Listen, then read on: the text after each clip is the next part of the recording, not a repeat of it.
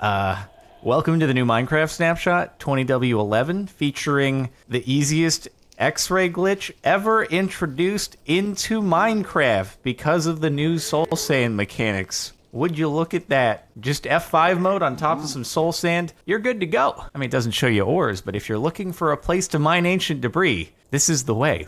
Have you ever witnessed true fear before? Because this is what it looks like.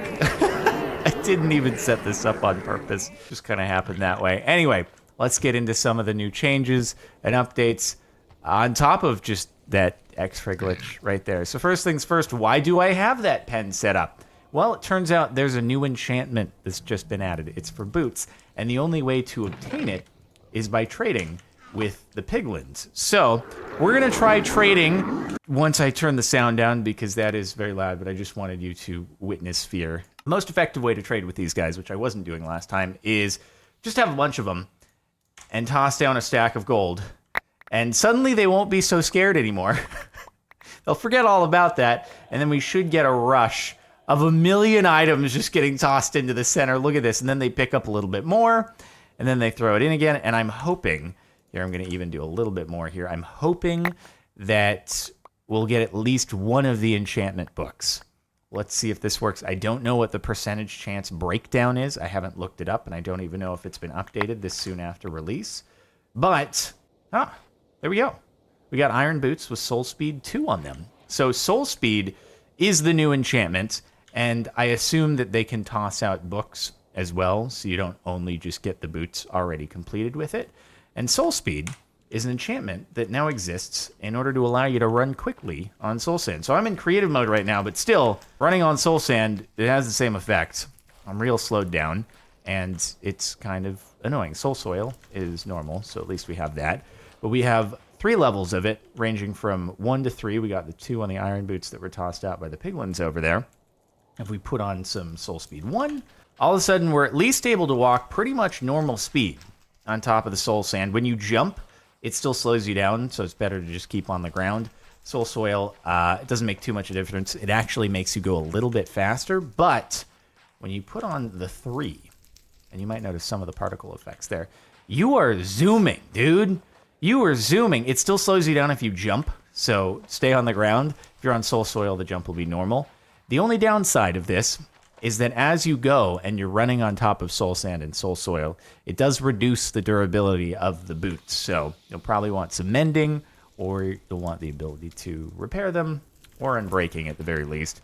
When you get off of the soul-related blocks, it's back to normal. So it's not a permanent speed boost wherever you are. It only works on top of soul sand and soul soil, but pretty useful. In fact, it makes it so that this is the fastest of all biomes, which is quite a change from what it used to be. So pretty cool. We'll leave these on because it'll just make it easier to walk around for the rest of the stuff. So next up, we've got Nether Gold ore. I had a feeling something like this might happen. It only makes sense, right? Because we want to have on a gold helmet, ideally, when we go into survival mode here, which I don't have a crafting table for, so I'm just going to grab myself a gold helmet real quick because I need to go into survival mode anyway in order to do this. And this can be found anywhere around the Nether, it looks like. It just seems to be slightly less regularly appearing than quartz, but we have a vein here. There was a vein, I think, over in this direction somewhere. Anyway, there were a few just kind of... there's another one right there. There's another one right there. Another one over here, right there. So pretty regular. And so it almost seems like the Nether is now a pretty effective place to go and mine gold. And you can also, assuming that you brought a furnace along with you, now if you run out of durability on whatever you're wearing in order to prevent the piglins from attacking you, you can make a new one here in the Nether. You don't even have to leave. And you can also, if you're mining ancient debris, you forgot to bring the gold along or something like that, you don't have to go back into the overworld. You can just fetch the counterpart for the netherite. So pretty nice, pretty convenient. Let's go ahead and mine some of this here. It just drops itself. It's the same exact behavior as, okay, I wish you wouldn't. Go flee. Go away. Acting tough. You're nothing like your parents. Anyway, we can throw this in here and see you could use some of the crimson or warped logs or wood. You can turn it into charcoal. I'm going to need you to stop doing what you're doing right this second. That's it. Tail between your legs. and then it just turns into gold ingots. So exact same behavior as gold ore, but it's all self-contained within the nether. I wonder if there will be a way to make like a specific... Cease and desist at once! I wonder if there's going to be a way to make a furnace specific to the nether. Like a blast furnace that's made out of, I don't know, these kind of look like the bricks that mods use in order to make blast furnaces, but either way. Next up, we'll go back into creative so we don't have to worry about that dude over there. Look at the particles. Pretty fancy now. So this is a new type of vine that exists in the warped forest. So if we head on over here, hopefully we'll find a few peeking about. If not over there, I did at least see some over in this direction, I believe. There we go. So here's a bunch of the new warped vines. Well, they're not called warped vines. They're twisting vines, but they grow upwards. The opposite of vines that you would expect. Kind of strange, bizarre behavior. And not only that, but now you're actually able to use bone meal in order to grow it if you want. And the same goes for the crimson vines. You can bone meal. They'll grow downwards. They're just counterparts to each other. And there's one more thing in the overworld. We'll get to it in just a moment, but thought I'd show that. Next up, this is, I assume, why we now have a new X-ray glitch when it comes to the soul sand, because there is new behavior with it. So you can now place rails, you can place pressure plates, buttons, doors, etc.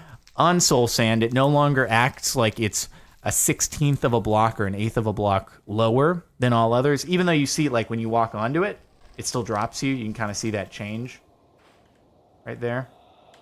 But it does allow you to place blocks on it now, which is new behavior. These types of blocks on it. And it just also allows you to do that, which I guess is kind of convenient. Not going to lie, but I'm sure that's going to be patched real quick. So there you go. Not bad. For some of the remaining things, we'll just have to jump on over into the overworld and check those out. A moment ago, I mentioned in addition to the nether vines, there was one more thing that can be bone mealed now, and that's kelp. And you might be thinking to yourself, why would I care to ever bone meal kelp? It's not like it's hard to get. I can just break a bunch like this in the ocean, we'll be good to go. But what about water elevators, okay? What about that use case? Because if you put the water at the top here, soul sand at the bottom, cool. Nothing happens because you have to manually place kelp every block up to the top so it works. Or at least you had to, because now, instantaneous water elevator. There we go, boys. Beautiful. Oh my God, what an underappreciated change when I first heard about it. I admittedly, I was like, why would I care that I can bone meal kelp? And then I was like, wait a minute, this is amazing. Okay, anyway, so we have that.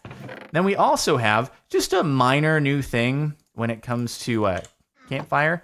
So if you have a flame bow or any fiery projectile, you can now actually light the campfire with that. Kind of cool, I think. Something that you couldn't do previously. So anyway, just do it one more time. Because it's cool. There we go, like those campfires. And also, now you can ring a bell with projectiles, arrows, things like that. Or you can just hit it. More ways to annoy your friends and panic villagers, because who wouldn't want to do that? And finally, hoes are continuing their quest to become the most useful item in the game. Here we go. Efficiency 5 netherite hoe. Target blocks. Warp blocks. Hay. Shroom lights. Dried kelp. Oh my God, I'm speedrunning block destruction here. I could have done that even more efficiently. But there we have it, folks. I mean, it makes sense. Target blocks are made from hay. That they would work. All the others, though? Man, look at this absolute machine of block destruction. And harvesting crops. It still does that, too. Such a multitasker. And you can barter it from the piglins as well, at least with a netherite hoe. What a machine. All right, well, that's it for this snapshot. Hopefully you've enjoyed. Make sure to like if you like. Check out the playlist if you want to catch more updates and stuff. Subscribe to the channel if you're not already. Want to stay tuned for other updates in the future. And that'll be it. I'll see you next time.